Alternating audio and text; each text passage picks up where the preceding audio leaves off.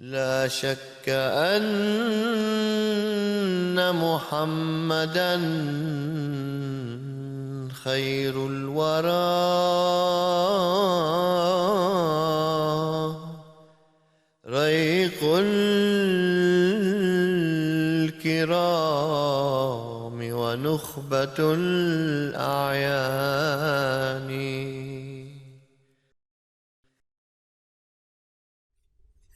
أشهد أن لا إله إلا الله وحده لا شريك له وأشهد أن محمدًا عبده ورسوله. أما بعد فأعوذ بالله من الشيطان الرجيم. بسم الله الرحمن الرحيم.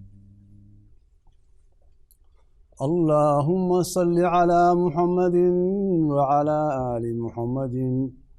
كما صليت على إبراهيم وعلى آل إبراهيم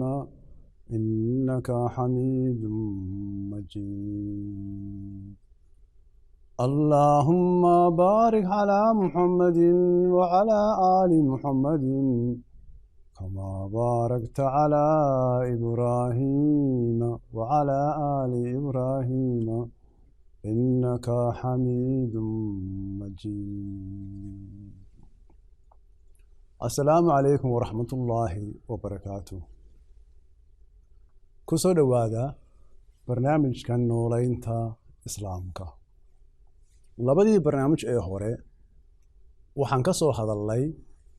marka la raaco axaadiista iyo qur-aanka in macnaha khaataman nabiyyiin yahay in rasuulkeenu sala allahu calayhi wasalam yahay ambiyada alle ka ugu fadliga badan ka alle ugu dhow. waxaan ka soo hadalnay in khaataman nabiyyiin tilmaamayso maqaamka sare ee alla ku manaystay rasuulkeena sala allahu calayhi wasalam inay tahay ammaan in rasuulkeenu sala allahu calayhi wasalam leeyahay sifooyinka ambiyada alle oo dhan in nebi kastaa ku abtirsado oo sifooyinka nebigeena sala allahu calayhi wasalam wax ka leeyahay. waxaan ka soo hadalnay in kitaab dambe aanu soo degi doonin oo ka dambeeyo kitaabka qur-aanka ah, waayo alle wuxuu ku dhammaystiray kutubtii uu soo dejiyey ambiyadii alle soo diray. alle wuxuu ku dhammaystiray kitaabka qur-aanka ah. waxa iyana aan ka soo hadalnay in ummadda nebi muxamed sala allahu calayhi wasalam ay gaari karaan maqaamka nebinimada kuna gaari karaan fadliga rasuulkeena muxamed sala allahu calayhi wasalam. barnaamijkan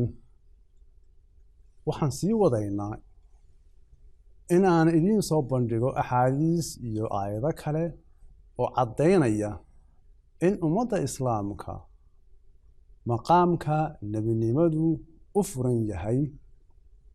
sidaas awgeedna khaatama nebiyyiin aan macnaheedu ahayn in nebigeenu sala allahu calayhi wasalam yahay nebigii u dambeeyey. waxaa la odhan karaa waa nebigii u dambeeyey ee kitaab iyo shareeco keena. waa nebigii u dambeeyey ee alle kitaab iyo shareeco ku soo dejiyo. marka hore aan eegno xadiis culimada qaarkood ay daliishadaan oo ku doodaan in macnihiisu yahay in nebigeenu sala allahu calayhi wasalam uu yahay nebigii u dambeeyey. waxaa laga wariyey abu hureyra inuu yidhi قال رسول الله صلى الله عليه وسلم فإني آخر الأنبياء وإن مسجدي آخر المساجد وصحيح مسلم ويه حديث كان معنيه سوحة ويه وحان أهي نبي قدام بيي مسجد كيغونا ومسجد كي قدام بيي haddii aad ku macnayso nebi ka dambeeya rasuulkeena calayhi salaatu wasalaam ma jiro waxa iyana aad leedahay masaajidka rasuulkeena sala allahu calayhi wasalam ee madiina masaajid ka dambeeya ma jiro miyaan masaajido la dhisin ka dambeeyay masjidka nebiga waa la dhisay haddii si aad ka fahantay macnaha xadiiska in rasuulku ina amray oo inoo sheegay oo yiri masaajidkayga masaajid kama dambeeyo soo in la joojiyo may ahayn oo markaa masaajid dambe aan la dhisin waxaad arkaysaa in macnaha aakhiru masaajid uu yahay in masjidka nabigeena sallallahu alayhi wasallam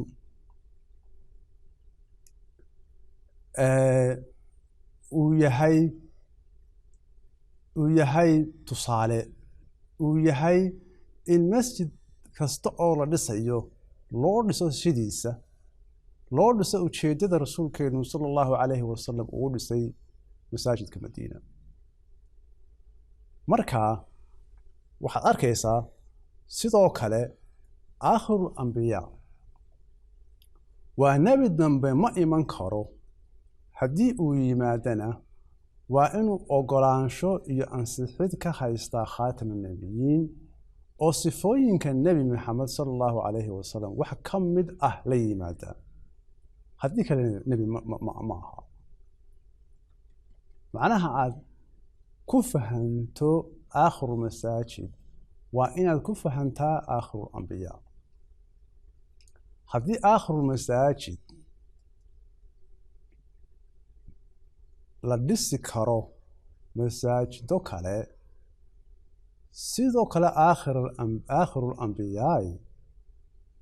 وإيمان كران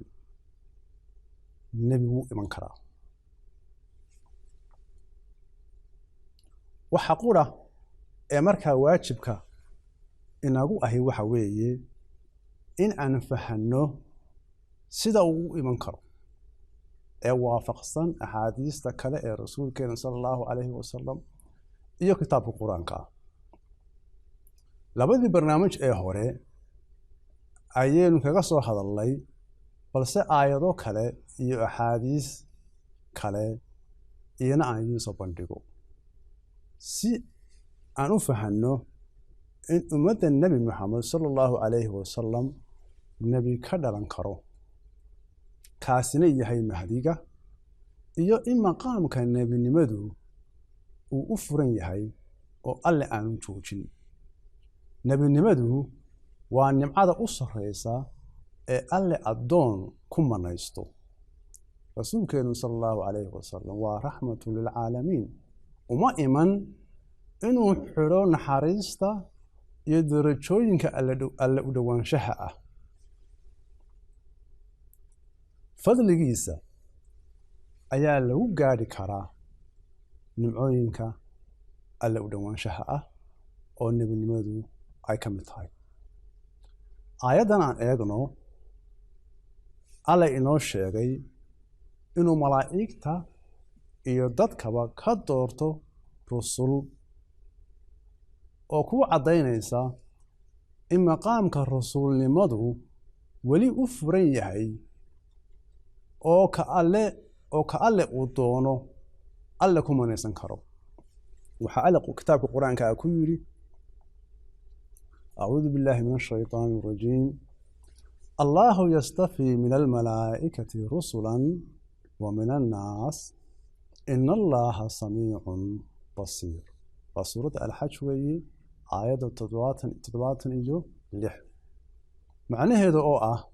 إن الله كدورته كان دوران دونه ملائكة رسول يدد كبا qur-aankii baa ina leh wuu ka doortaa alle dadka rusul waa maqaam furan weeye ereyga yastafi waa mudaaric qof kasta oo af carabeedka wax ka yaqaanaa wuu garanayaa in loo isticmaalo waxa taagan iyo waxa soo socda iman doona macnuhu yahay sida aan hadda idiin sheegay in alle ka doorto kana dooran doono malaa'igta iyo dadkaba rusul ma aha macnuhu wuu ka dooran jiray ma aha culamada qaar baa ku fasira aayaddan in loo soo dejiyey rasuulkeena sala allahu calayhi wasalam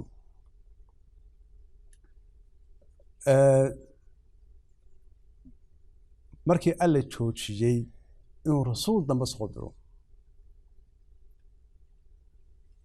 miyaad markaa odhanaysaa malaa'igtii uu soo dirayeyna alle wuu joojiyey aayadda waxaa alle yidhi allahu yastafii min almalaa'ikati rusulan wa min annaas alle malaa'igna wuu inoo sheegay dadna wuu inoo sheegay marka haddii aad tidhaahdo dadkii bani aadankii alle uu ka dhigi jiray ambiyada ama uu rasuulnimada u soo dejin jiray alle waa joojiyey marka waxaad leedahay malaa'igtiina wuu joojiyey alle uu soo diri jiray waxaad arkaysaa inaan macnahaasi aanu aayadda waafaqsanayn aan eegno aayaddan kale ee alle ambiyada oo dhan ballanta ka qaaday in mar kasta oo rasuul u yimaado alle soo diray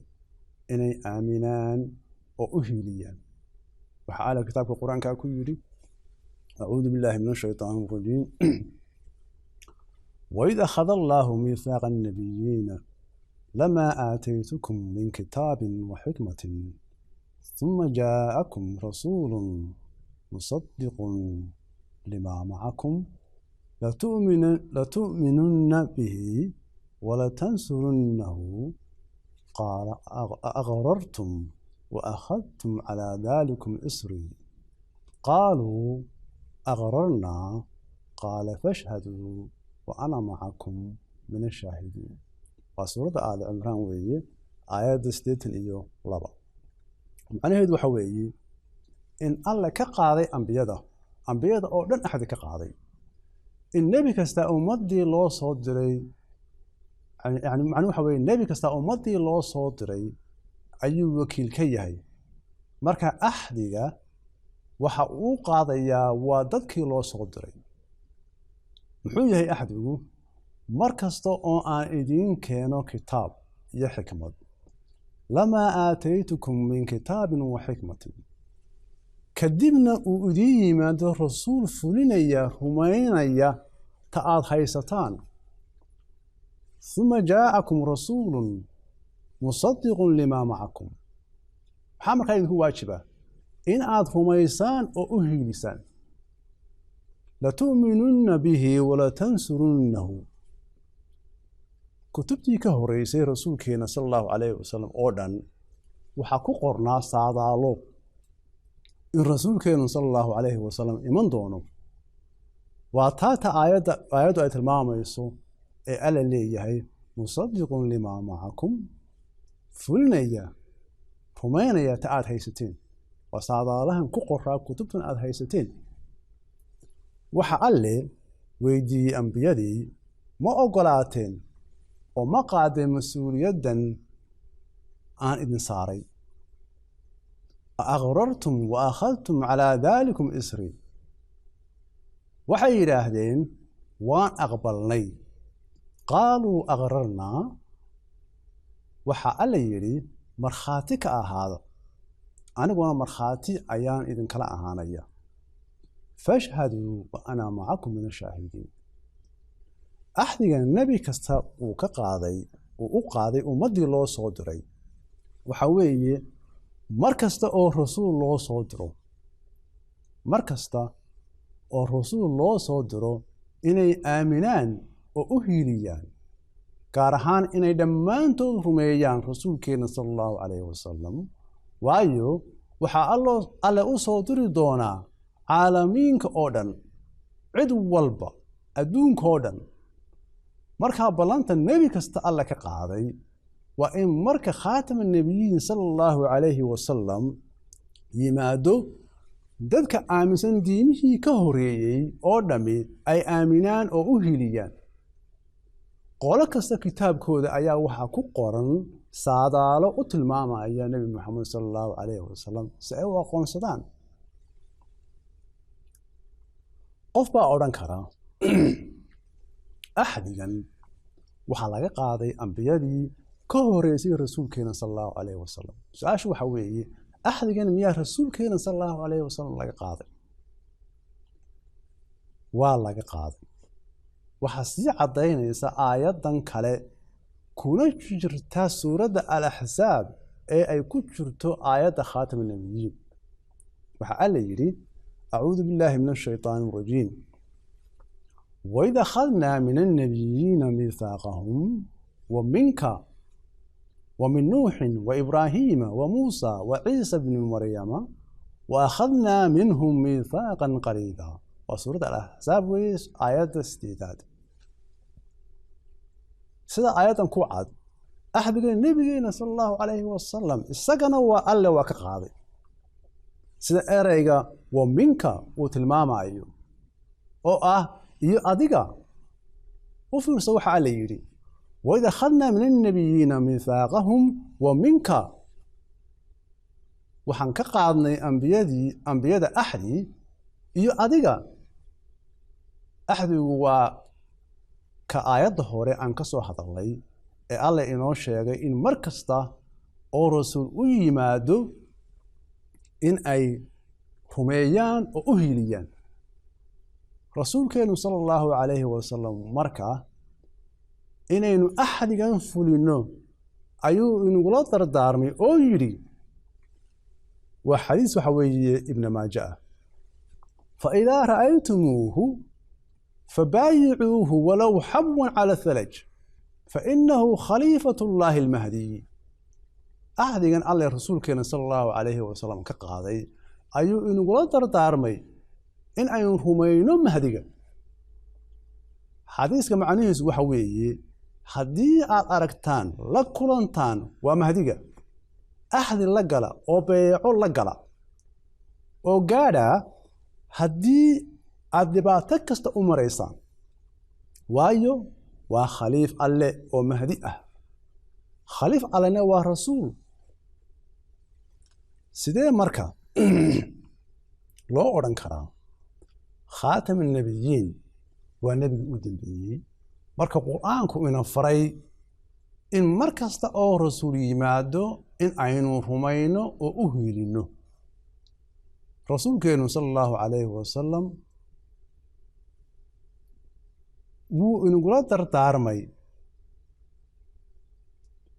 wuxuu inagula dardaarmay in aynu mahdiga rumayno mahdiguna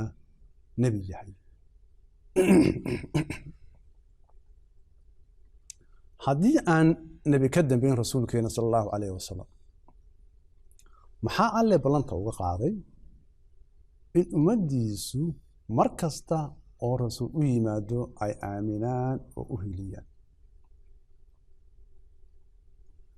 in maqaamka nebinimada ay ummadda nebi moxamed sala allahu calayhi wasalam uu u furan yahay oo ay gaadhi karaan waa si waafaqsan imaatinka nebi ciise imanayo aakhir zamanka haddii aad tidhaahdo sinaba uma iman karo nebi markaa nebi ciisena ma iman karo ama samada ha jira amayaanu jirin laakiin haddaad tidhahdo khaatam nabiyiin macnaheedu waxa weeye nebi kama dambeeyo rasuulkeena sala allahu calayhi wasalam macnaheedu waxa weeye nebi ciisena maba iman karaba markaa waxaad beeninaysaa axaadiistii rasuulka oo dhan baad beeninaysaa ee rasuulku yidhi wuu imanayaa حديث كلمة عادية أخرى رسولك عليه الصلاة والسلام ويمركوا ويمادوا بيعك قات وطاقة حديث رسولك ويمركوا ويمادوا سلام يجارسية marka haddii aad tiraahdo khaatam النبيين macnaheedu waxa weeye rasuulkeena nebi kama dambeeyo waxa weeye nebi ciisana sinaba uma iman karo xadiiskan kale aan eegno rasuulkeenu sala allahu calayhi wasalam wuxuu inoo sheegay in nebi ciise iman doono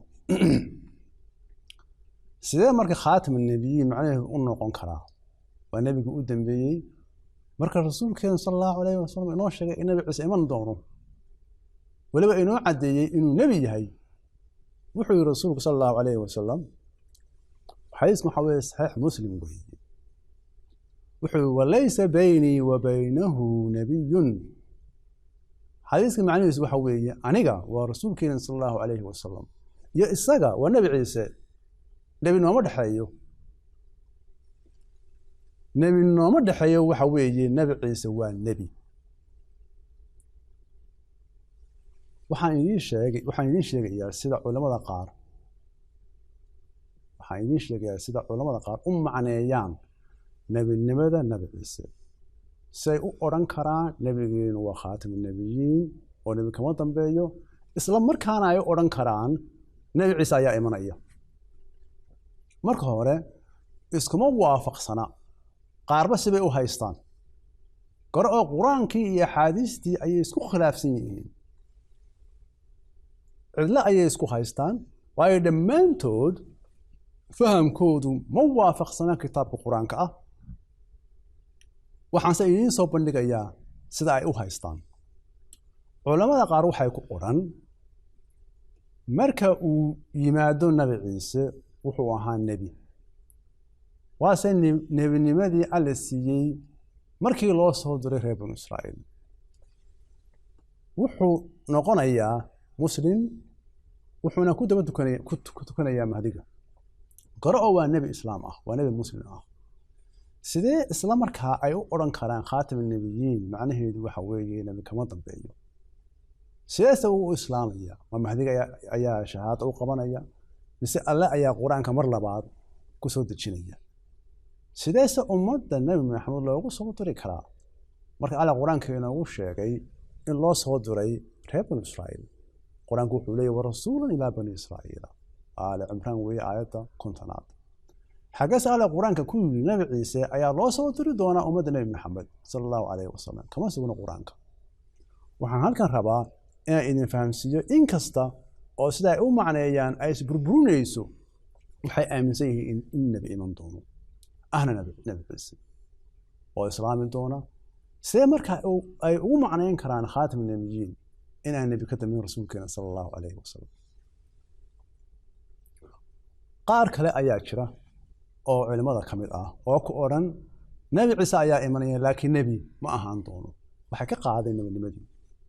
si fahamkooda ay u jideeyaan in nebi ka dambeeyey rasuulkeena sala allahu calayhi wasalam aan u jirin inkastoo oo haddaba labadan qolo sida inoo muuqata ay isku khilaafsan yihiin in nebi ciise uu nebi ahaan doono iyo in kale marka uu yimaado waxaad arkaysaa inay aaminsan yihiin in nebi ciise iman doono fahamka se qur-aanka waafaqsani waa inuu nebi ahaan doono xaggee ay qur-aanka kaga jirtaa aayad qura oo inoo sheegaysa in alle addoon uu nebi ka dhigay markii dambe ka qaaday nebinimadii ma jirto nebinimadu waa maqaamka ruuxaani ah waa ruuxa ayaa gaara waa dhowaansho alle waana deeq alle addoonka uu doono uu ku manaysto alle wuxuu qur-aanka ku yidhi dalika fadlullaahi yu'tiihi man yashaau wallaahu dulfadli lcadiim waa suuradda aljimca weeye aayadda 5aad saas awgeed bacdamaa nebi ciise iman doono nebina ahaan doono khaatam النبيين macnaheedu ma noqon karo in rasuulkeenu sala allahu calayhi wasalam uu yahay nebigii u dambeeyey waxaa la odhan karaa waa nebigii u dambeeyey ee kitaab ku soo dego waa nebigii u dambeeyey ee shareeco alle u soo dejiyo markaa kitaab dambe ama shareeco dambe oo iman doontaa ma jirto laakiin nebigii u dambeeyey khaatam النبيين macnaheedu laakiin khaatam النبيين ma aha in rasuulkeenu yahay nebigu u dambeeyey waxaa iman kara nebigu u adeegaya khaatam annabiyiin oo nooleeya diinta islaamka.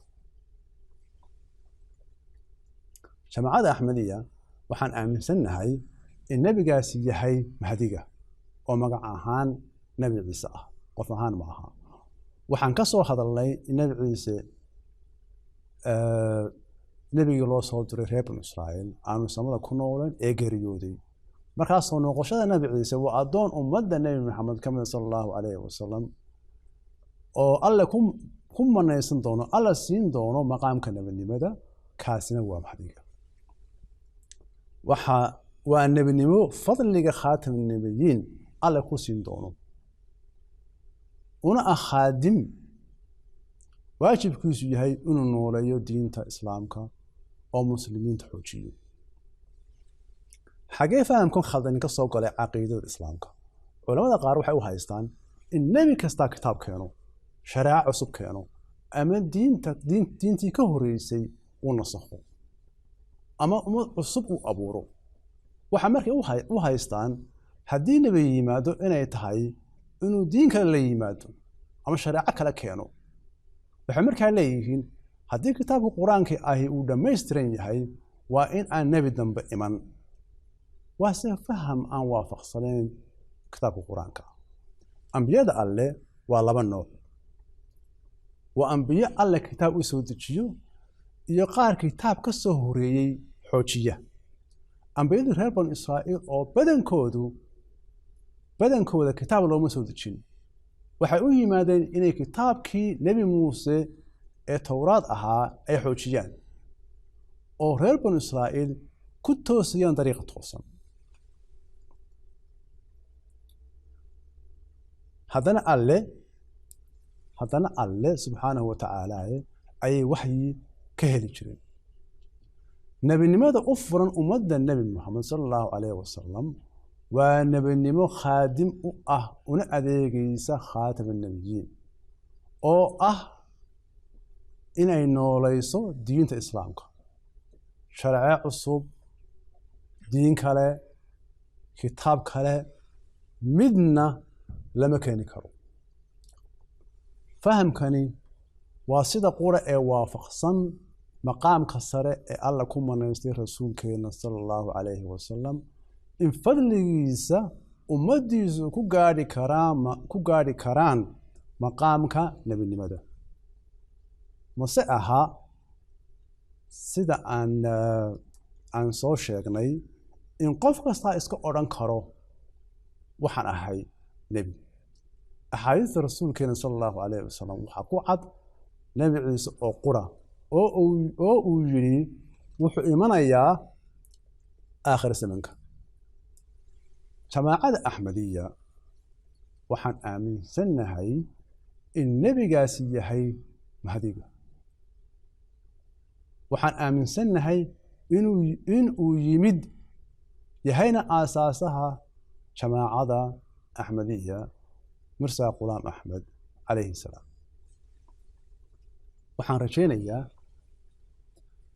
inaad fahanteen macnaha saxa ah ee khaatam annabiyiin,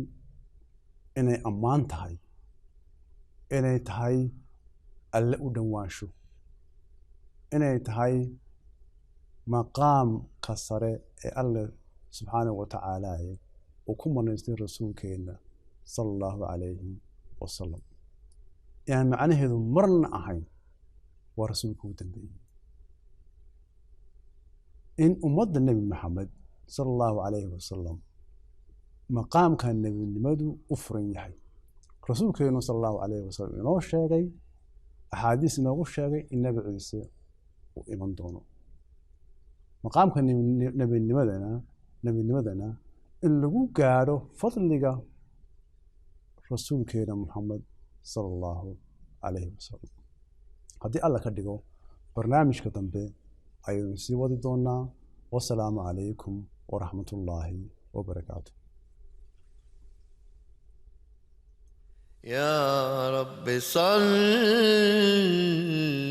على نبيك دائما في هذه الدنيا وبعث ثاني الثاني